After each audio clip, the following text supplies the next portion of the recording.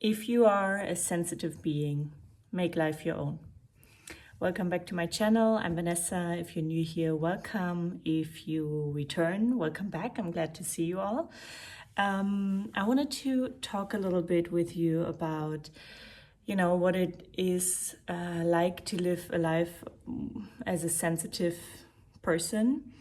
And I'm sure that many of you can relate because you clicked on this video, so I can imagine you are a sensitive being as well. And you may feel a little bit of a burden with this, maybe not. Maybe you learn to see your sensitivity as a superpower. I definitely learned to do that.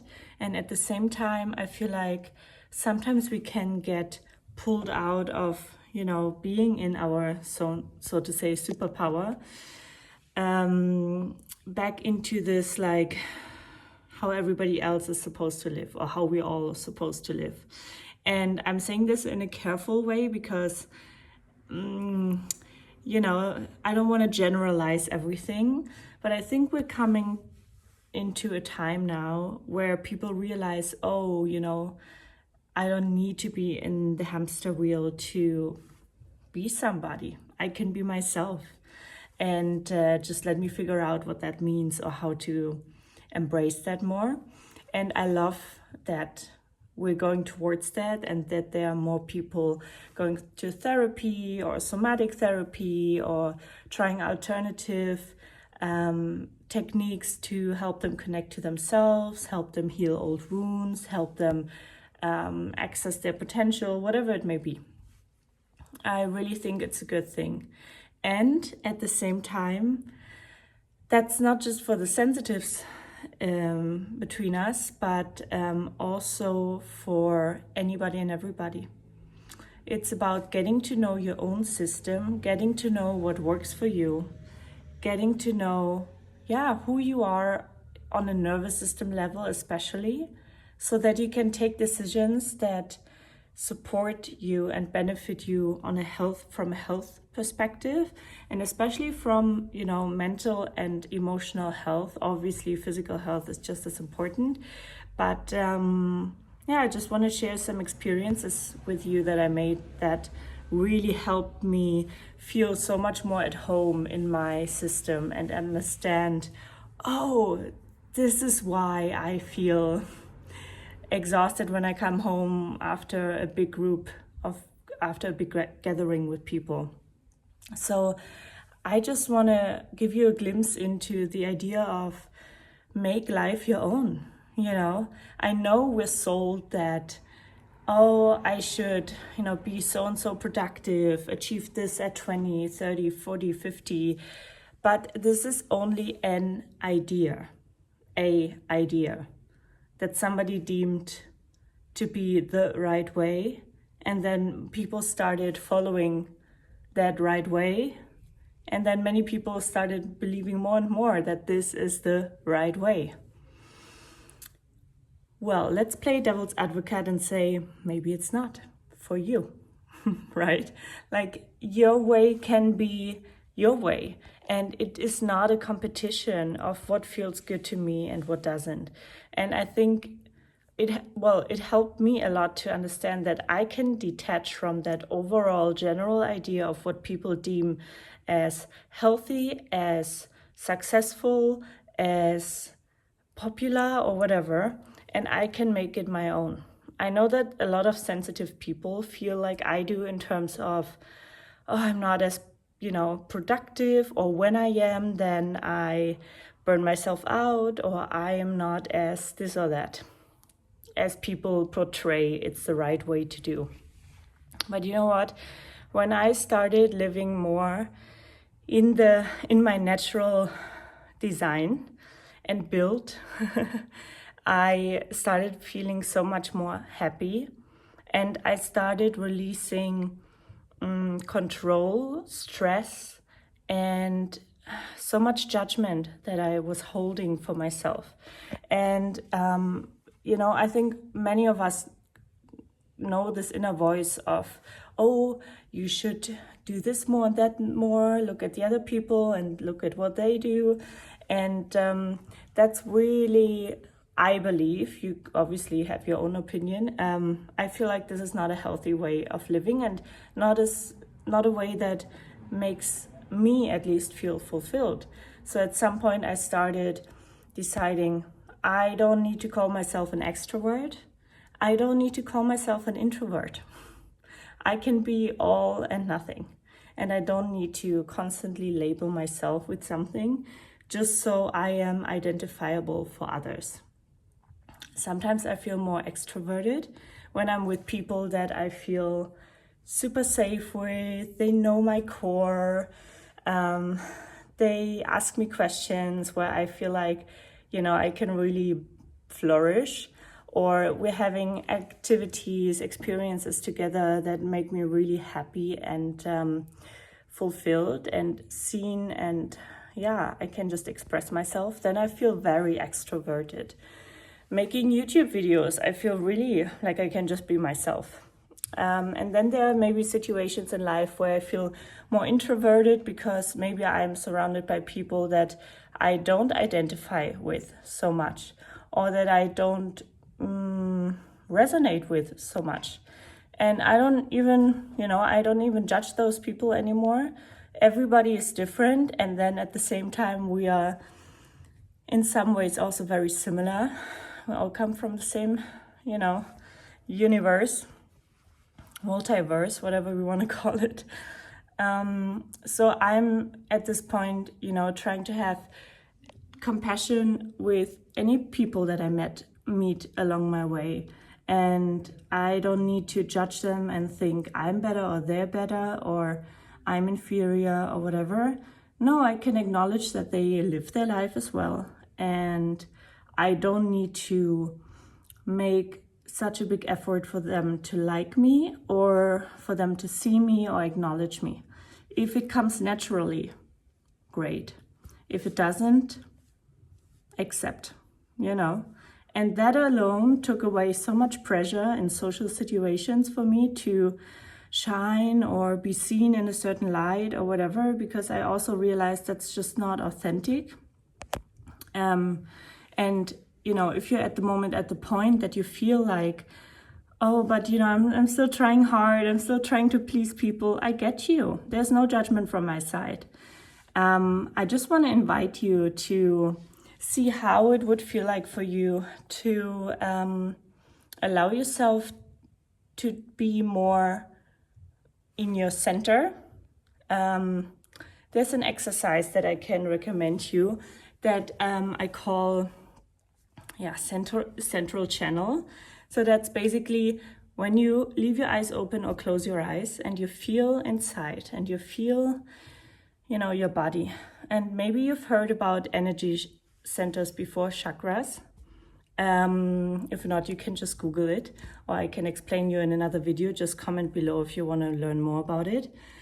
And chakras are the energy centers that go along sort of the central line in our body. That's at least the main chakras. We have lots of chakras in our system, but those are like the main chakras, which is, going down the central line through our body.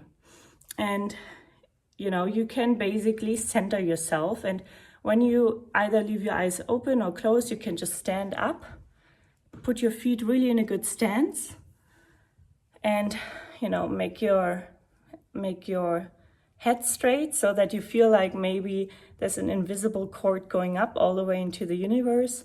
And then your feet are rooted and roots are growing down into the earth.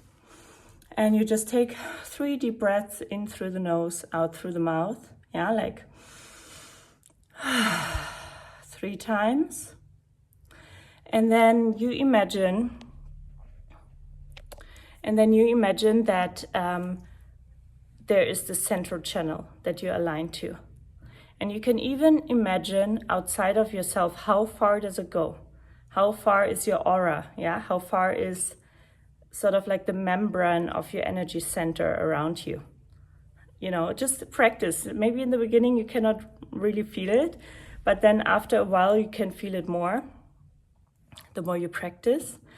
And it's okay if it's close to your body, and it's also okay if it's further away from your body. Yeah, whatever feels safer to you. And so when I do this practice, I feel myself in my central channel. Now imagine you go out to an event and you're trying to impress somebody or be liked by somebody, and you're like sort of like leaning a lot forward, yeah? Then it's a bit like you're leaning out of your central channel, yeah, to be liked by somebody. So you're leaning out of your own energy, out of your center, leaning forward in order to, you know, make something happen that maybe is not all that natural to you. And that's when it feels like it costs you a lot of energy. Same thing when we're trying to be like, oh, you know, leaning backwards, like then trying to bring a separation between us and somebody else, which is also understandable because sometimes we don't feel safe with certain people or situations, right? I did this video about anxiety. So if you suffer from anxiety, especially in crowds, then I completely understand that, you know, your system wants to create a separation between what's around you and you. So I just want to make you aware. It's not that something is right or wrong. It's not about that. I'm just, you know, sharing this with you so you can feel in your energy if you're leaning forward, if you're in your center, or if you're leaning further away. And just observe that.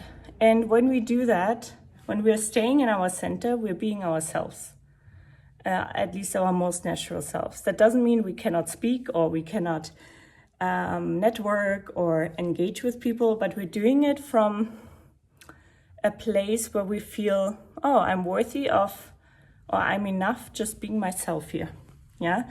And I think for many sensitives, this is not so easy to do because at some point along the way, maybe in childhood, maybe growing up, maybe throughout your youth or early 20s or whenever, maybe you learned you need to lean forward in order to be somewhat seen, heard, recognized, that you always need to work for love or attention. That always can be connected to the fear of not being enough. And when we feel like too much, we may lean back. So that means we may hold back from being in our center and our power and our, you know, central channel. Because maybe we learned, oh, we have too many emotions and we're too sensitive or whatsoever. Yeah, I think you're getting the point. If not, comment below, ask a question and we clarify, okay? Because I want to keep these videos quite short. So if you have any questions or if there's something unclear, just ask below and we can clarify it in the comments or in the next video. So I think this is a really nice exercise to connect to your energy as a sensitive and notice, oh, in what situations am I really leaning forward out of my center? And in what situations am I really leaning back into a or maybe even, you know, it could also be shrinking yourself. Yeah, so pulling all your energy back in, sucking it in, and you're becoming so much smaller in your energy field because you're afraid to take up space or to be seen, or even, you know, sometimes when we grow up with parents that are, or grow up in situations that feel very unsafe and scary, or even parents that are quite aggressive or even narcissistic in some way, that we feel like we shouldn't exist. Yeah, and that's a really painful feeling because then we pull all our energy in, and then we feel sometimes that can also be anxiety inducing. Then we feel sometimes on the street when somebody looks at us like, oh my God, I don't want to be seen, this is scary, and we suck our energy in and we make ourselves smaller. Yeah, so this is a nice exercise you can try out as a sensitive to see how, you know, how your energy works really. It's really how your energy system works. And if you lean forward, if you're shrinking, you know, leaning forward can also be seen as trying to make yourself bigger than you are, or leaning backwards, or shrinking, or being in your center and being yourself, laughing if it feels good, saying no if it feels good, or if something doesn't feel right, saying yes if it feels great to you. Yeah. Another thing I want to say about the sensitivity is that you get to, basically just start over. Not start over, but like find your own rules that work for you and feel good in your body and to your mind. So that may mean you don't have a 9-to-5 job or a 40-hour-a-week job. Maybe what feels good to you is working from home, working 30 hours, working for yourself, making your own rules.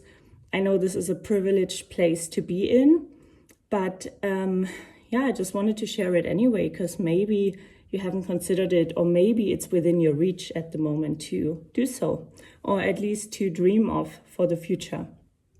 And maybe, you are not a breakfast person. Maybe you're not an early bird, yeah? Maybe you are not a runner or a gym person. Maybe you like slow walks in the forest and Pilates, or inline skating, or I don't know, whatever it is for you. But I want you to get curious and just ask yourself, what are the things in my life every day that I'm dreading, that other people seem to make with so much lightness, and for me it just feels so hard. Obviously, we also need to learn to do hard things, but we gotta prioritize and choose the hard things that are worth it for us to do, right? And again, this is a privileged way of making decisions, right? Like not everybody will be able to consider working from home or changing their habits around, depending where you live and how you live. But no matter where you're at, you get to dream, right? Like, again, that may sound a little cringy, but it's true. We have our imagination, and the future is unknown. So you could get there if you feel like this feels so right for me. Instead of getting up at 7 a.m., getting up at 9:30, taking a slow morning and working late or whatever. Yeah. So this is just an invitation for you as a sensitive to feel into what would feel really good for me, and what are things that are hard for me that seem to be so easily done by others, and that make me feel as if I'm not sporty enough, I'm not energetic enough, I'm not productive enough, I'm not cool enough, I'm too boring, whatever is the limiting narrative in your mind. Listen to it, and just see if you can reframe it and say, instead of I'm boring or whatever, you can tell yourself, wow, I really love reading, I really love me time, I really love taking solo walks, having one-on-one time with people. It's okay. I just want to reassure you that it's okay to have things that may be unpopular that you love, or that may not be as generalized fun or whatever, or sporty or whatever, as it works for you. Yeah, and if you have children, I know this is maybe even more challenging to get this time for yourself, or to create this lifestyle that helps you be sensitive, and helps you support your sensitivity. But if you're sensitive and you're a mother or father or parent in general, then it may well be that your children are as well. So by you asking yourself those questions and seeing how you can create a lifestyle that really feels good and aligned to you and supportive, and not, unsupportive of who you are being, you will inspire your children, and you will make it easier for them growing up, because they will not have to deal with that, anxiety or judgment from society, which is not really existing, but it is, you know what I mean? I can do whatever I want. And people may say, oh, you're not drinking, or you don't never party, or whatever. And yeah, it is about owning who you are. Because if you own who you are and you say, you know, I really love going to bed at 9 p.m. or I really love going to bed at 12 a.m. or whatever. I'm just throwing around some examples. If you own who you are and you don't get triggered all the time or afraid or insecure when people say, well, Vanessa doesn't drink anymore. Boring. Just giving you an example. If you can laugh about it, that's great, and if you get triggered, that just shows that there is a wound for you, and if anything that I've been saying now about, hey, make your lifestyle your own, is triggering you, I get that too. I used to get so triggered at people saying that because I was like, yeah, you don't know how hard it is. I have so many things to do. Trust me, I do too.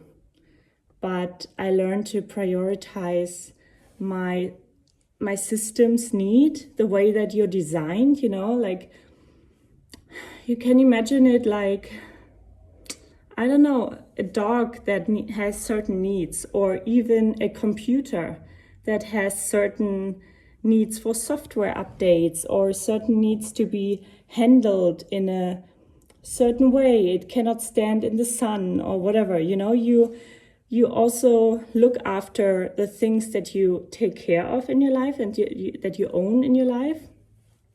And you follow sort of like the manual of how that works.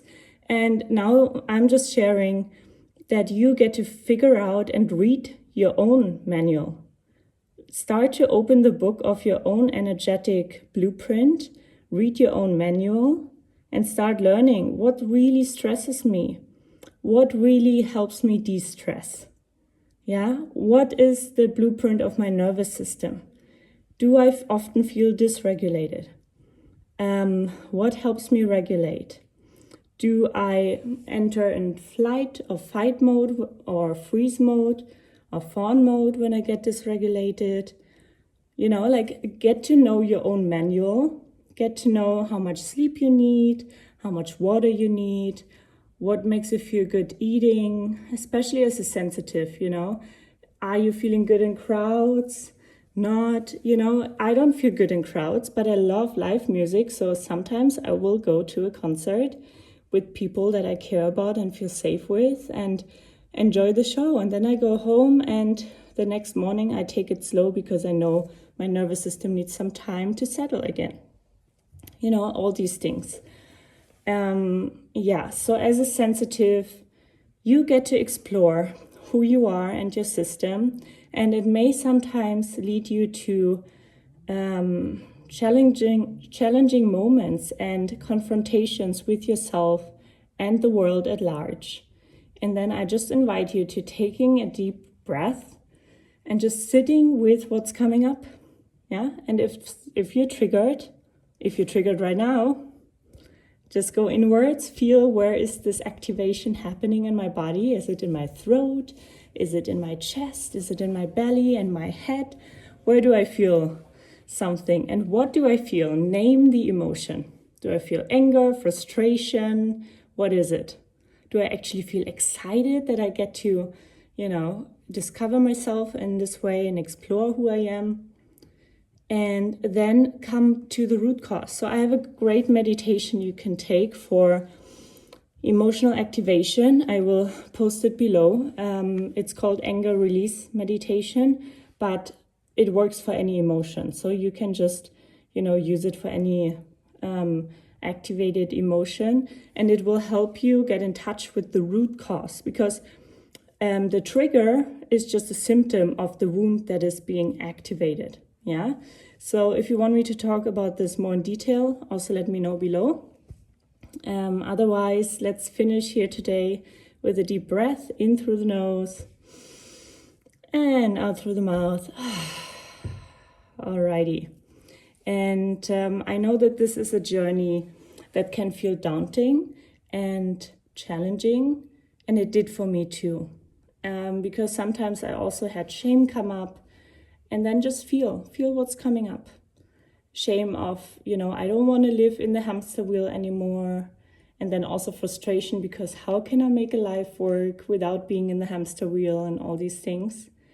But if you want to live a life that feels true to you and fulfilled and self-actualized, yeah, then maybe a good starting point is accepting who you are.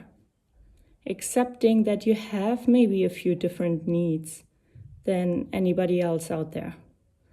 And trust me, most of people don't know their needs. That's why they, do things in the way that feels generally accepted. Because maybe we haven't done the work, or we haven't understood that it's possible to look inside and connect to our needs. Yeah, so it's a privilege really to get that time for yourself and connect to your needs, and then also take action on them. Especially if you're sensitive, and especially if you have a history of not getting your needs met.